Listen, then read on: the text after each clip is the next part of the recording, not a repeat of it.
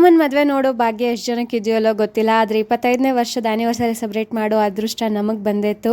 ಅಪ್ಪ ಅಮ್ಮಂಗೆ ಸರ್ಪ್ರೈಸ್ ಆಗಿ ಎಲ್ಲರೂ ಕರೆಸಿದ್ವಿ. ಮೇನ್ಲಿ ಅಜ್ಜಿ ತಾತನ ಕರೆಸಿದ್ದು. ಅವರಿಬ್ಬರಿಗೂ ಸರ್ಪ್ರೈಸ್ ಅಂದರೆ ಸರ್ಪ್ರೈಸು. ಅವತ್ತು ಅವರಿಬ್ಬರು ಕಣ್ಣಲ್ಲೂ ಕಣ್ಣೀರನ್ನ ನಾನು ನೋಡಿದ್ದೀನಿ. ಒಂದು ಒಳ್ಳೆ ಇವೆಂಟ್ನ ಅರೇಂಜ್ ಮಾಡಿದ್ವಿ. ಒಂದು 80 to 90 ಮೆಂಬರ್ಸ್ನ ಇನ್ವೈಟ್ ಮಾಡಿದ್ವಿ. ಆಲ್ಮೋಸ್ಟ್ ನಾವು ಕರೆದವರೆಲ್ಲರೂ ಬಂದಿದ್ದರು.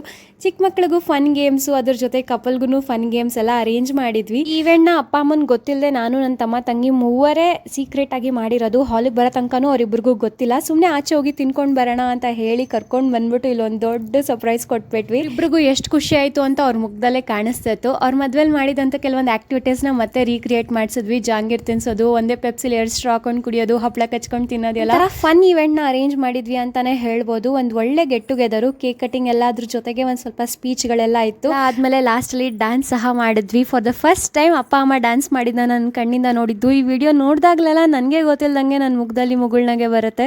ಅಷ್ಟೇ ಅಲ್ವಾ ನಾವು ಬಯಸೋದು. ಎಲ್ಲ ಮಕ್ಕಳು ಅಷ್ಟೇ, ಅಪ್ಪ ಅಮ್ಮ ಯಾವಾಗಲೂ ಖುಷಿಯಾಗಿರಲಿ ಅಂತಲೇ ಬಯಸ್ತೀವಿ.